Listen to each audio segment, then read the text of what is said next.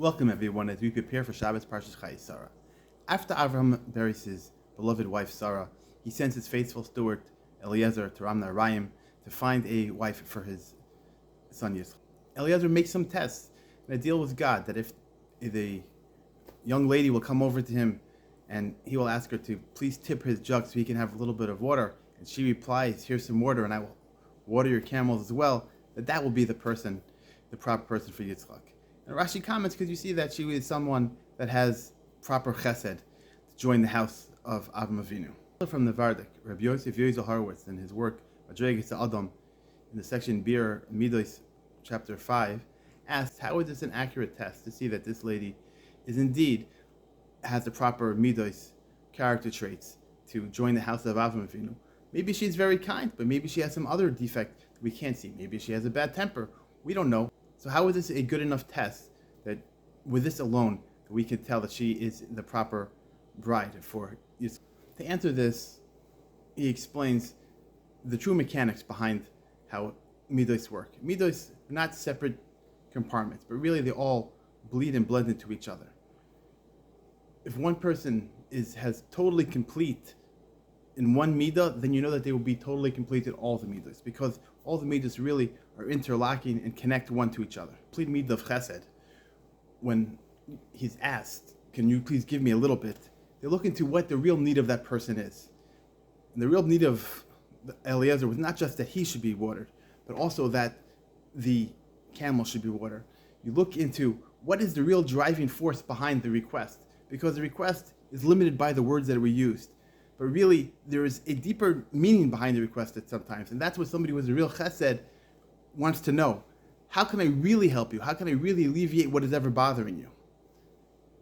And that's what happened in this case. So Eliezer knew that she was complete in this thing 100%, therefore she was complete in all the other middos as well. With this background, the Alter tells us how to complete our middos. We have so many different middos that we need to work on at one time. To try to work on all of them at the same time be overwhelming, be bound to fail. So we have to just pick one midah and concentrate solely on that midah and doing that one particular thing to its fullest.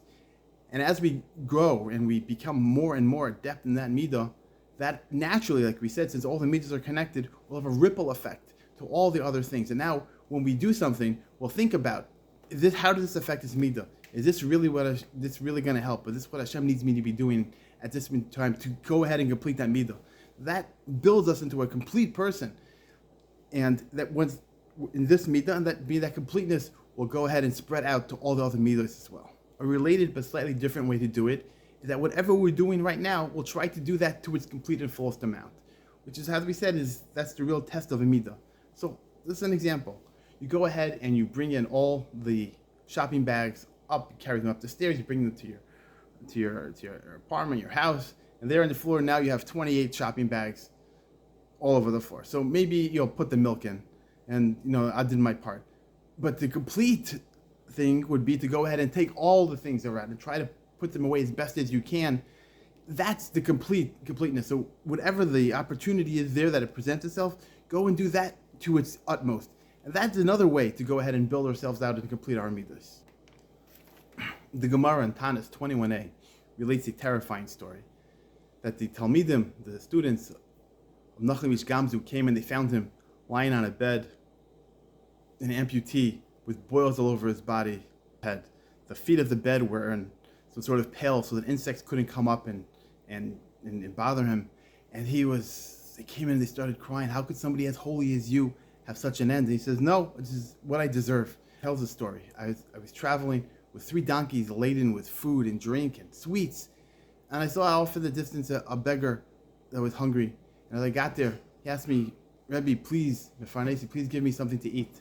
I said, "Of course, just hold on, let me give you something to eat." I jumped off the donkey to go give him something to eat. And he rummaged around, and I went to reach to give him something. And he already passed away from hunger.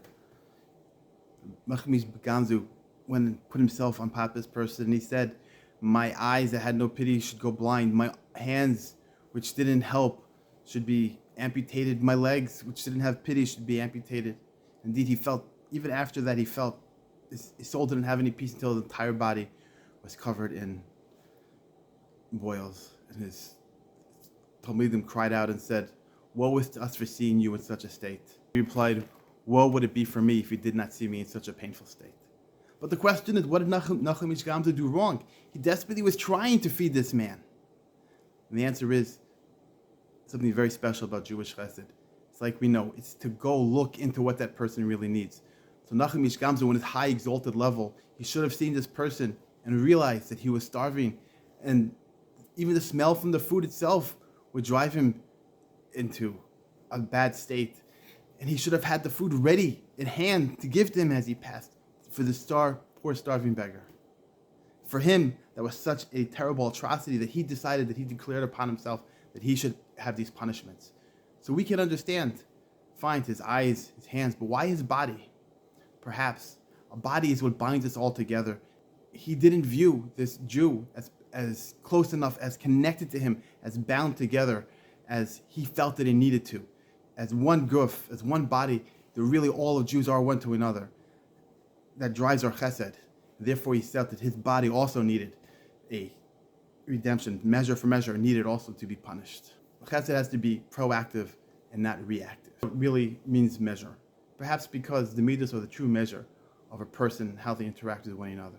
Let's take the message from Eliezer, the teachings of the Alter, work to better ourselves and all Klal Yisrael together to bring Mashiach, everybody a fantastic Shabbos.